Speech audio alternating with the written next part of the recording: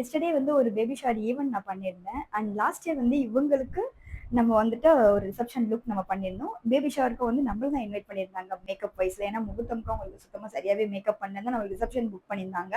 Reception look ரொம்ப அவங்களுக்கு பிடிச்சிருந்தாங்க. அவங்க வந்துட்டு நீங்களே வாங்க அப்படின்னு சொல்லி நம்மள தான் ஹையர் பண்ணியிருந்தாங்க. ஒரு ரிவ்யூஸ்மே எதுவுமே நான் கேட்கவே இல்லை. அவங்களே வந்து இதுக்கு மேக்கப் என்ன மாதிரி ஸ்டேஜ்ல இருக்கு அப்படின்றது எல்லாத்தையுமே வந்து கம்ப்ளீட்டா ஒரு ஆடியோவா வந்து மேமே எனக்கு கொடுத்துருக்காங்க. இது வந்து உங்களுக்கு இந்த வீடியோவோட நான் இன்சர்ட் பண்றேன். எனக்கு மேக்கப் போட்டு முடிக்கிறப்போ மார்னிங் 10 o'clock. நான் ஆனால் வீட்டுக்கு வரதுக்கு ஈவினிங் 4:30 to 5 o'clock கிட்ட ஆகிடுச்சு. கிட்டத்தட்ட மண்டபம்ல நான் 8 hours இருந்தேன். எனக்கு பயங்கரமாக ஸ்வெட் ஆகிட்டு இருந்துச்சு. ஏசியால் தான் ஆனால் ரொம்ப ஸ்வெட் ஆகிட்டு இருந்துச்சு. ஏன்னா எனக்கு நிறைய சாங்கியம் பண்ணிட்டு இருந்தாங்க. அப்போவும் சொன்னீங்க ஸ்வெட் ஆச்சுன்னா டிஷ்யூ வச்சு தொட்டு தொட்டு எடுக்க. ஆனால் அம்மா, அக்கா, சித்திங்க எல்லாருமே பார்த்தீங்கன்னா எனக்கு கர்ச்சீஃப் எல்லாம் வச்சு தொடச்சிட்டு இருந்தாங்க என் ஃபேஸில். நான் போய் நினச்சேன் ஃபோட்டோ வேறு எடுக்கலையே, மேக்கப் போயிட்டுருக்கோம் போல் நினச்சேன். ஆனால் போகவே இல்லை, அப்படியே இருந்துச்சு. லாங் லாஸ்ட்டாக இருந்துச்சு எனக்கு.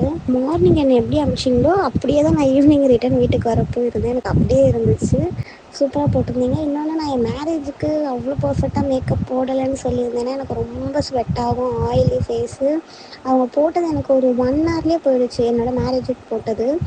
அதுக்காக தான் எங்கள் ஹஸ்பண்ட் பார்த்தீங்கன்னா ரிசப்ஷனுக்கு நீங்கள் சூப்பராக போட்டிருந்தாலும் உங்களையே புக் பண்ண சொன்னாங்க. ஏன்னா அந்த மேரேஜ் சாரி திரும்ப கட்ட போகிறதுனால மேரேஜ் லுக்கு நீங்கள் போடுவீங்க பர்ஃபெக்டாக அப்படின்னு சொல்லிட்டு தான் உங்களை புக் பண்ண சொன்னாங்க.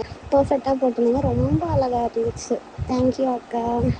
நார்மலாவே ஒரு பர்சனுக்கு ஸ்வெட் வர்றதுன்றது ஓகே. பட் வந்து ஒரு கன்சீவா இருக்க பர்சனா இருக்காங்கன்னா அவங்களுக்கு ஸ்வெட் வர்றது வந்து இன்னும் கொஞ்சம் ஜாஸ்தியா தான் அவங்களுக்கு செக்ரிகேஷன் ஆகும். அவங்க சொன்ன கன்சர்ன் எனக்கு ஸ்வெட் ப்ரூஃபா வேணும், அதிகமா எனக்கு ஸ்வெட் ஆயிட்டே இருக்கும் அப்படின்றதான் சொல்லியிருந்தாங்க. பட் அவங்க எப்போ எனக்கு அமைச்சிருக்காங்க பாருங்க. 9:30 போட்ட மேக்கப் 4:30 5 o'clock போல அவங்க எடுத்திருந்தது. வீட்டுக்கு போயிட்டும் எனக்கு மேக்கப் கலையில அது அப்படியே தான் இருந்தது. நான் குளிச்சுட்டு வந்ததுக்கு அப்புறம் கூட ரொம்ப ரப் பண்ணி தான் எனக்கு வந்து இது எடுக்கிற மாதிரியே இருந்தது அப்படின்னு சொல்லியிருந்தாங்க. அது வரைக்கும் எனக்கு ரொம்ப தேங்க்ஸ். பிலீவ் பண்ணதுக்கும் வந்து ரொம்ப ரொம்ப தேங்க்ஸ். என்னோட மேக்கப் எந்த அளவுக்கு ஸ்டேயா இருக்கு அப்படின்றது இந்த வீடியோ உங்களுக்கு பார்க்கும் போதே உங்களுக்கு கம்ப்ளீட்டா புரிஞ்சிருக்கும்னு நினைக்கிறேன். என்னோட மேக்கப் வைஸ்ல வந்து நான் எந்த அளவுக்கு ஸ்ட்ராங்கா இருக்கேன் அப்படின்றது இந்த ஒரு கிளைண்ட் மூலியமாவே உங்களுக்கு தெரிஞ்சிருக்கும். அப்கமிங்ல உங்க ஃப்ரெண்ட்ஸ் அண்ட் ஃபேமிலி கிட்ட வந்து பிரைட்ஸ் இருக்காங்க, பிரைட்மேட் இருக்காங்கன்னா கண்டிப்பா இந்த ரீல வந்து அவங்களுக்கு ஷேர் பண்ணி விடுங்க. Hope you like this video. Follow me for more such content.